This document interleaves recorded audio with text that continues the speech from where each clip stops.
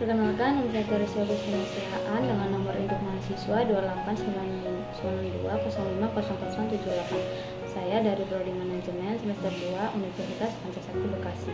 Kali ini saya akan membuat video untuk memenuhi tugas UAS mata kuliah Public Speaking yang dibawakan oleh dosen pengampu Pak Joni Estimanto SOS. Dan kali ini saya akan membawakan video Public speaking sebagai sarana komunikasi. Apakah public speaking termasuk sebagai sarana komunikasi? Jawabannya ya. Mengapa termasuk sarana komunikasi? Karena dalam percakapan sudah mutlak memerlukan umpan balik. Dunia komunikasi terdiri dari komunikator, pesan, komunikan. Semua ini akan berperan melalui saluran yang disebut komunikasi. Keberadaan public speaking yang berperan dalam komunikasi yaitu public speaker atau komunikator sebagai pembawa pesan dan mempunyai kemampuan menyampaikan gagasan yang ada di pikirannya kepada audiens. Pada kesempatan memberikan saran, mengkritik, memberikan suara, mewakili organisasi dan memberikan keputusan, maka teknik public speaking sangatlah penting, sama pentingnya dengan komunikasi individu lainnya yang efektif. Khalayak sebagai bagian dari public speaking. Seorang public speaking akan selalu menghadapi khalayak yang terdiri dari satu orang yang dengan jumlah maksimal yang kadang-kadang tidak dapat ditentukan batas-batasannya.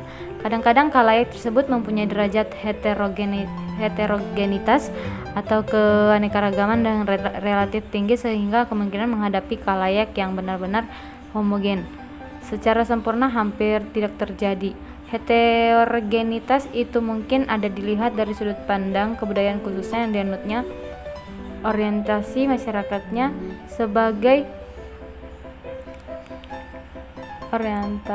masyarakatnya yang berbeda, latar belakang pendidikan, informasi, dan formal yang berlainan. Agama yang tidak sama, suku yang tidak seragam juga membuat kita sangat perlu mengkaji tentang keberlangsungan public speaking melalui pendekatan komunikasi dakwah Islam. Berkomunikasi sebenarnya mengharapkan atau bertujuan terjadinya perubahan sikap atau tingkah laku orang lain untuk memenuhi harapan sebagaimana pesan disampaikan. Kekuatan sekaligus pengendalian emosi untuk keberhasilan komunikasi. Kecerdasan emosional sesungguhnya merupakan keterampilan atau skill daripada potensi seperti dalam konsep intelijensi pada umumnya, dan keterampilan ini harus dikerjakan oleh masyarakat tempat individu yang bersangkutan tumbuh dan berkembang. Adapun berlangsungnya proses belajar ini sesungguhnya merupakan bagian dari kemampuan nalar atau kognitif seseorang. Dalam penyampaian presentasi dalam negosiasi, ada beberapa pokok kegiatan yang harus diperhatikan pada waktu pelaksanaan presentasi, diantaranya A. Teknik menyampaikan materi presentasi, B. Teknik bertanya, C. Teknik memotong pembicaraan, D. Teknik menjawab pertanyaan. Penutup presentasi dilakukan dalam 3 kegiatan, yaitu A. Penarikan kesimpulan ringkasan dari pelaksanaan presentasi, B. Pemberian saran. Isi pemberian saran tergantung pada jenis presentasi. C. Salam penutup harus disesuaikan dengan norma yang berlaku di masyarakat tersebut. Khusus salam penutup harus disesuaikan dengan salam pembuka. Manajemen kritik pidato atau presentasi. Presentasi dan pidato adalah salah satu kegiatan yang menyampaikan gagasan maupun pikiran secara lisan. Mahasiswa biasanya diberikan tugas untuk melakukan presentasi di depan kelas.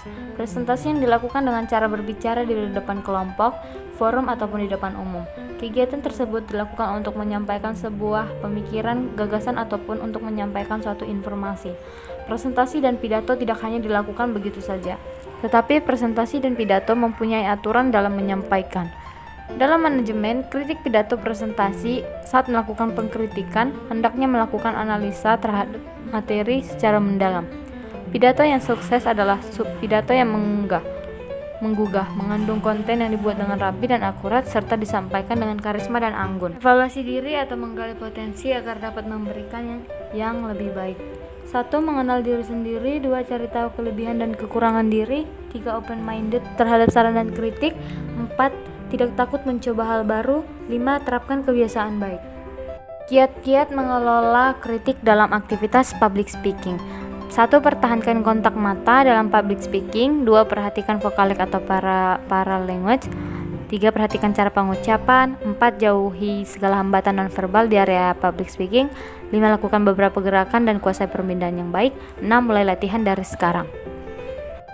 Sekian presentasi dari saya, semoga bermanfaat bagi kita semua.